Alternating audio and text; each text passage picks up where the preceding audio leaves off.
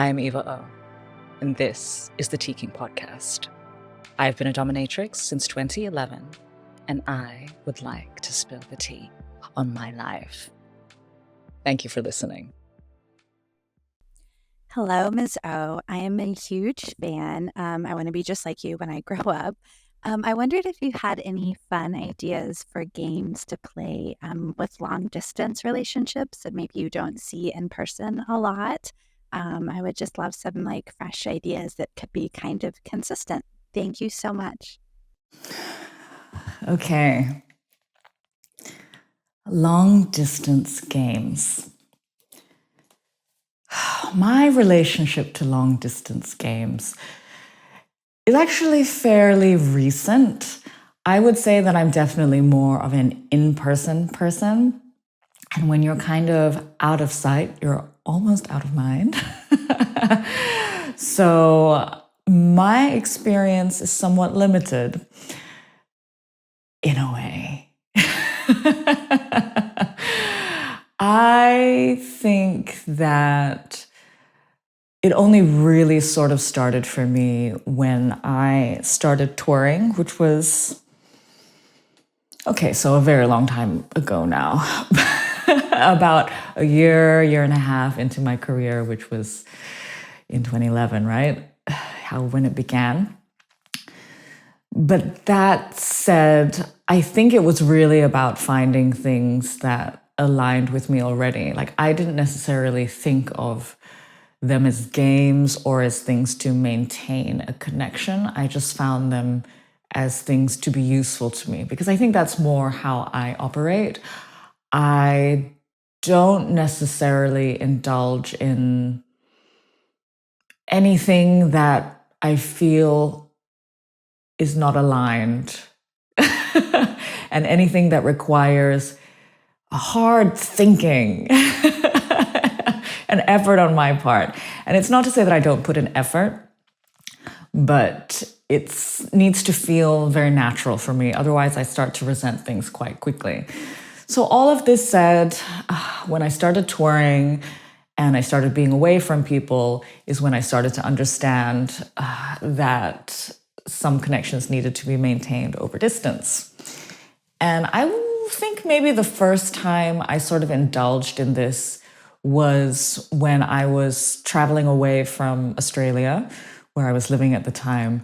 And one of the people who I used to session with, we can call them probably a slave. And they were just, I don't know why I chose them in particular, but it was just such an easeful connection, and it still is. We're still in touch 13 years later, and I still see them whenever I go back to Australia.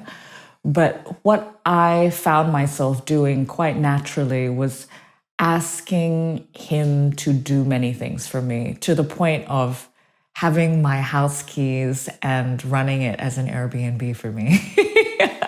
And he didn't need much supervision, which is also something that I really enjoy. So I guess letting all of this come to light, it kind of tells me that I don't maybe partake in traditional long distance connection building. I think I'm very, very service oriented. And if you provide me a service in an independent fashion, I will value you more highly and continue to have you in my life. So this is really not what I think of when I think of people mentioning long distance games. Long distance games to me mean things like chastity whilst keeping a key in a lockbox that is operated by Wi-Fi.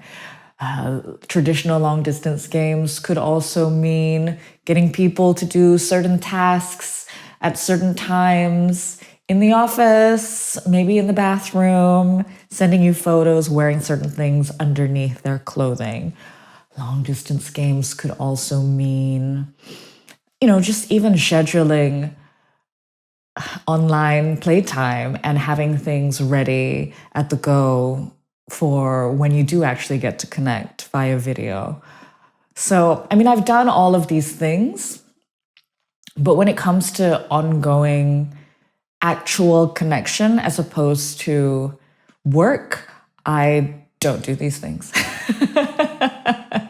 You're kind of left to your own devices and to whether you're going to maintain your place in my life by serving me from afar.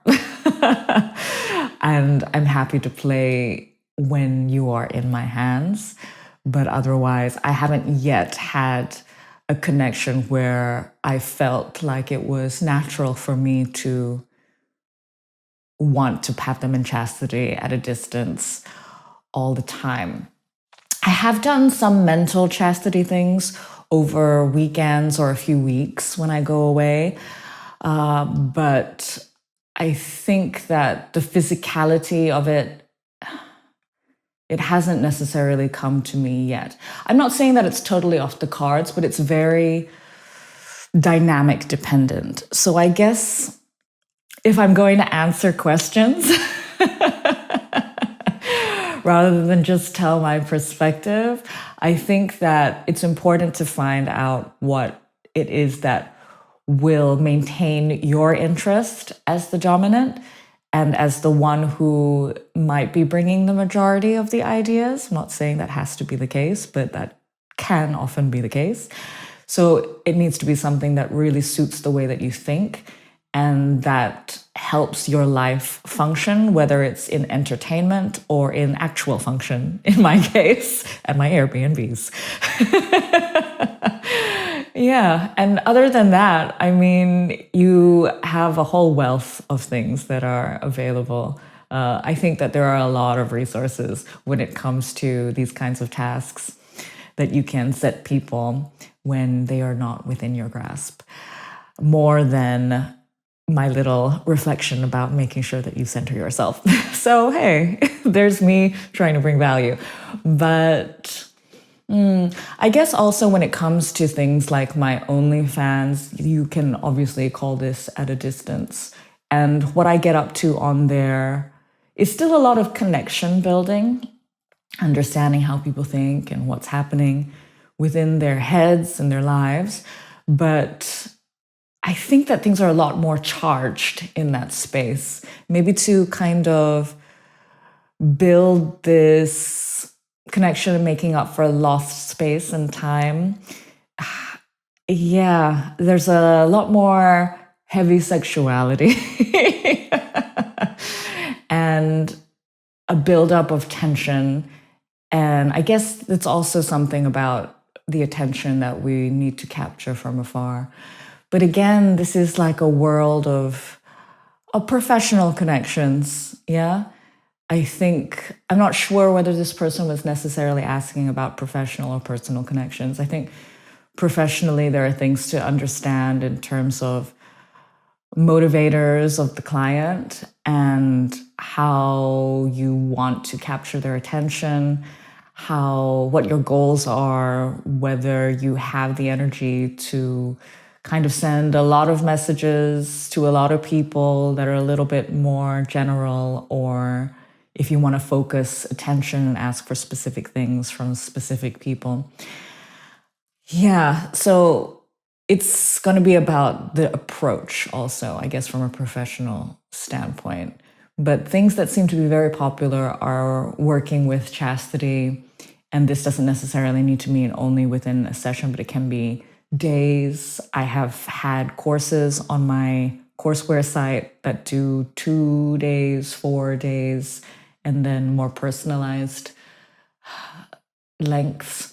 But also, I guess maybe there's a thing, right? I did automate a lot of these tasks, these long distance potential games.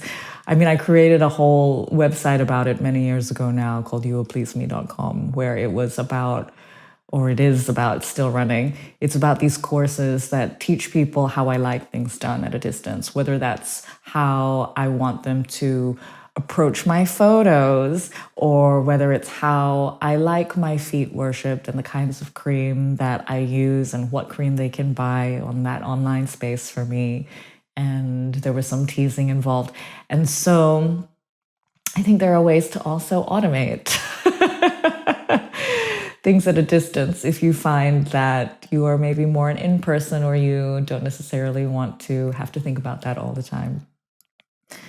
I'm not saying you have to write a whole courseware site like I did, or run a task spreadsheet that sends randomized tasks at a certain time every day, which is also something that I have on youwillpleaseme.com. But yeah, there's options. And I guess thinking also about, I guess it doesn't have to necessarily be at such a distance, like some of the people that I've been working with over the years or that I work with via my sites. But it can also just be during the workday, right? I already mentioned that you can get people to wear certain things underneath. And that kind of is a reminder without you necessarily doing something the whole time. Is there a theme here in the way that I operate? But yeah, and you can also do things like, obviously with their consent, like tracking phones and tracking all sorts of things. Like there's different health trackers that sometimes data can be shared. If you're maybe doing things like wanting to see and make them be and feel healthier. I know that I've seen some DS relationships over time where it's also about self-improvement. And so people will track and share information about what they're eating and how many steps they take and this kind of thing also. There's like habit trackers where you can probably put in not only things like the eating and the walking, but things like maybe how many times you get them to jerk off in a row. And they have to track how many times they can do that or how many days that they don't jerk off. Okay, now all of these functionalities are starting to bring memories to my brain. I also used to have a CCTV set up in my home so that when my slave was there looking after it, I could monitor them, but also I could shock them every now and then by speaking through it. So, there are some things that can be done. And actually, it takes either an Android or a little bit of like hacking, but you can also have this kind of functionality on phones where you can kind of speak through it at any opportune moment. And for a brief while there, I even had like something on like, it was an Android to Android thing where I could see through the camera of my partner at the time. Yeah, I mean, this is all consensual. Don't do this non-consensually, please. But yeah, so there are options about how much you want to infiltrate somebody's mind and life and remind them of their connection with you. And I guess I have gone through quite a few, even though at the beginning of this, I thought, I don't know if I'm the right person for this sort of answer. But yeah, those are some tips and tricks. And remember, consent is important in our glorious creepiness. And thank you for that voice note. That was, interesting to help me realize how much I've actually been up to. Thanks. And thank you for listening. Speak to you next time.